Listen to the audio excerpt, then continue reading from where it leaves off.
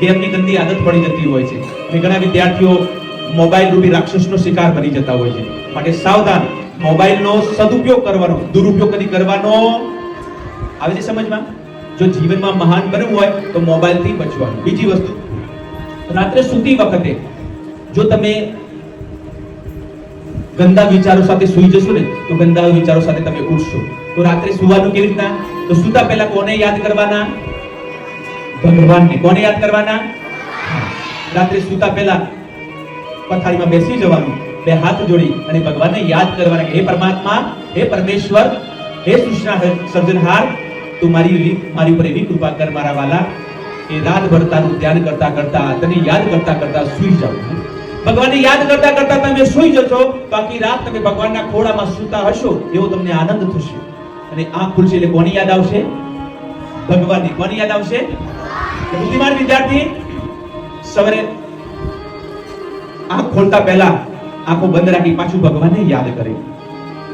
ભગવાનને યાદ કરી બંને પોતાની હાથની હથેળી જોવે અને હથેળી જોઈ અને ભગવાનને યાદ કરે અને જે નસકોરામાંથી શ્વાસ ચાલતો હોય, જો બંને નસકોરામાંથી કયો શ્વાસ ચાલે જુઓ તો કોઈનો જમણા નસકોરામાંથી શ્વાસ આવતો છે કાં તો ડાબા કાં તો બંને નસકોરામાંથી. જમણામાંથી આવતો હાથ ઊંચો કરો.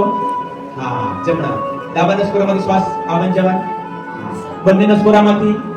હા, જુઓ જમણું નસકોરું સૂર્ય નાડી છે, ડાબું નસકોરું ચંદ્ર નાડી છે. ઈંગલા અને પિંગલા અને વચમાં સુષુમ્નાનું દ્વાર છે. જ્યારે આપણે મન વધારે પ્રસન્ન હોય ત્યારે આપણું સુષુમ્ના મતલબ બંને નસકોરા ચાલુ હોય છે. જ્યારે સવારે ઉઠો ત્યારે જોઈ લેવાનું કે જમણું નસકોરું ચાલુ હોય તો જમણો હાથ જમણા આંખ બાજુ ગાલ બાજુ ફેરવવાનું અને પછી એ જ પગ જમીન ઉપર પહેલા મૂકી અને આગળ વધવાનું. ડાબું નસકોરું ડાબું અને બંને નસકોરા બંને પગ સાથે. સમજાઈ ગયું? સમજાઈ ગયું બધાને? આમ કરીને આપણે શરૂઆત કરવાની. પછી સ્નાન કરવા જવાનું. પેટ ખાલી કરતા પહેલા એક ધ્યાન આપવાનું. ઘણા વિદ્યાર્થીઓ શું કરતા હોય છે, જીવનમાં બુદ્ધિનો વિકાસ કેમ નથી થતો, ઘણી બધી મહેનત કરવા છતાં એમની ઉન્નતિ કેમ નથી થતી? તો શું થાય, આપણે 2 નંબર જઈએ ને ત્યારે પછી એના એ જ કપડે એ ઘરમાં ફર્યા કરે નહીં.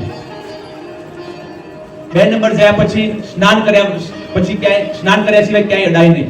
તો શુદ્ધતા બની રહે, સાત્વિકતા બની રહે. જેટલી સાત્વિકતા અને પવિત્રતા બની રહેશે એટલી બુદ્ધિ તમારી ઉભરશે. સમજમાં આવે છે વિદ્યાર્થી મિત્રો? ઘણા ડબલ જોઈને હાથ પણ ન ધોવે અને એવા ને એવા નાયા ધોયા વગર ફર્યા કરે ઘરની અંદર. તો ઘરમાં શું થાય? તમસ વધે. તમસ વધતા વધતા વિચારોમાં દુષ્પ્રભાવ આવવા લાગે. એટલે ધ્યાન આપવાનું વિદ્યાર્થી મિત્રો. નાની નાની વસ્તુનો ખૂબ ધ્યાન આપી. નાતી વખતે શું કરવાનું? કાનની પાછળ બ્રહ્મ નાડી છે. કઈ નાડી છે? જુઓ. નાતી વખતે ત્યાં બરાબર ઘર્ષણ કરવાનું, ત્યાં ઘસવાનું નાતી વખતે કાનની બંને બાજુ. તો જેનાથી તમારી બુદ્ધિ વધશે. શું વધશે? શું વધશે? હા. નાતી વખતે માં ગંગાને યાદ કરતા કરતા સ્નાન કરીએ તો ગંગા સ્નાનનું પુણ્ય મળે. ઓમ હ્રીમ ગંગે નમઃ, ઓમ હિમ ગંગે નમઃ એમ બોલતા બોલતા જો સ્નાન કરીએ તો ગંગા સ્નાનનું પુણ્ય મળે. પણ ઘણી વખત એવું બને કે આપણે ગરમ પાણીથી સ્નાન કરતા હોઈએ તો ક્યાંથી શરૂઆત કરવી? પગેથી કે માથાથી? ક્યાંથી શરૂઆત કરવી જોઈએ? ગરમ પાણી હોય તો પગેથી અને ઠંડુ પાણી હોય તો ક્યાંથી શરૂઆત કરવાની? માથાથી. જો નાની નાની વસ્તુનો ખ્યાલ રાખીશું તો આપણે જીવનમાં વધારે સ્વસ્થ રહી શકીએ. સ્નાન કર્યા પછી કાલના ટોયલેટ જયેલા કપડા ન પહેરવા જોઈએ. અભિધું સ્વસ્થ અને ચોખ્ખા સ્વસ્થ કપડા પહેરી અને પછી સૌથી પહેલા કોને પ્રણામ કરવા જોઈએ? પોતાની માને પ્રણામ કરવા જોઈએ. કોને પ્રણામ કરવા જોઈએ? કોને કરવા જોઈએ? આ દુનિયામાં મોટામાં મોટો કોઈ દેવ હોય, આ દુનિયામાં મોટામાં કોઈ ભગવાન હોય, સૌથી પહેલા એક વિદ્યાર્થી માટે, એક દીકરા માટે, એક દીકરી માટે પોતાના માને બાપ છે. સૌથી પહેલા પ્રણામ પોતાની મા બાપને કરીએ. મા બાપને પ્રણામ કર્યા પછી પોતાના સદગુરુને પ્રણામ કરીએ. માતા પિતાને ગુરુને પ્રણામ કર્યા પછી એ પરમપિતા પરમાત્માને યાદ કરી કે હે પ્રભુ, હે પરમેશ્વર, તું મને એવી શક્તિને સામર્થ્ય આપ કે નાનામાં નાનું કર્તવ્ય ઈમાનદારીથી હું કરું. કમર સીધી કરી લઈએ. જે પોતાની માને પ્રેમ કરતા હોય એ બંને હાથ આ રીતે ચોકડી કરી દો.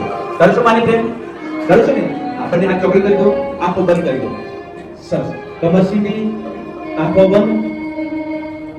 અને જે ચાંદલો કરીએ તે પોતાના માના ચહેરાને જોવાનું છે અને મનોમન માનો ચહેરો દેખાય.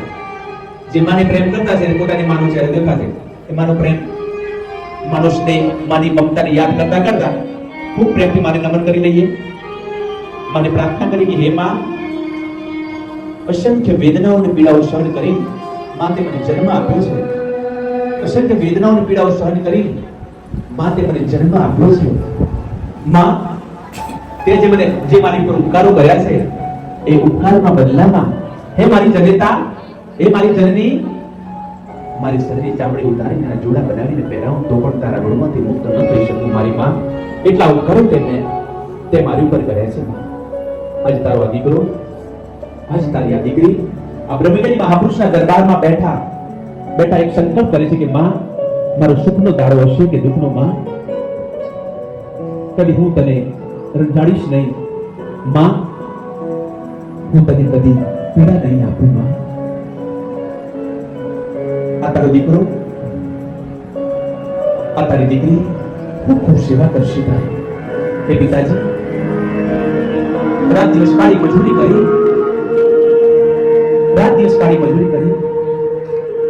પાઈ ભેગી કરીને હે મારા પપ્પા, હે મારા પિતાજી, તમે મારા અરમાન પૂરા કર્યા છે. નાનામાં નાની વસ્તુ મને જોઈતી હોય તો પપ્પા, હે પિતાજી, તમે લાવી દો છો.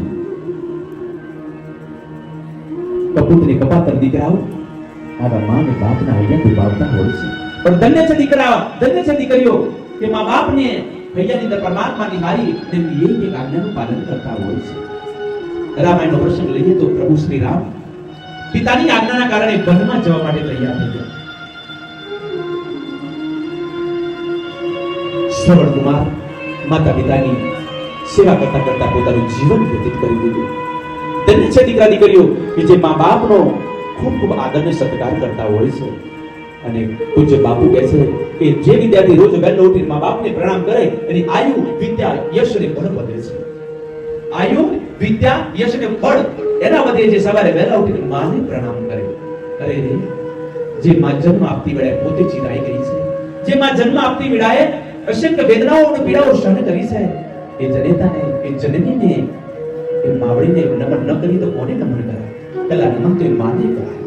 કારણ કે પરમાત્માને તો જોયા નથી કે પરમાત્મા કેવો છે. 1000 હાથ વાળો મેં નથી જોયો, પણ મેં તમારી માને જોઈ છે. જ્યારે મને ભૂખ લાગે ત્યારે મારી માનું હૈયું પડે છે. જ્યારે હું પડી જાઉં ચોટ મને લાગે અને એની પીડા, એની વેદના મારી જનનીને થાય છે. રે આ દુનિયામાં મને વધુમાં વધુ પ્રેમ કરવાવાળો, સાચો સ્નેહ કરવાવાળો કોઈ હોય તો મારી જનેતા છે, મારી માં છે. માં તારા ઉપકારને કેમ કરી ભૂલી જાઉં?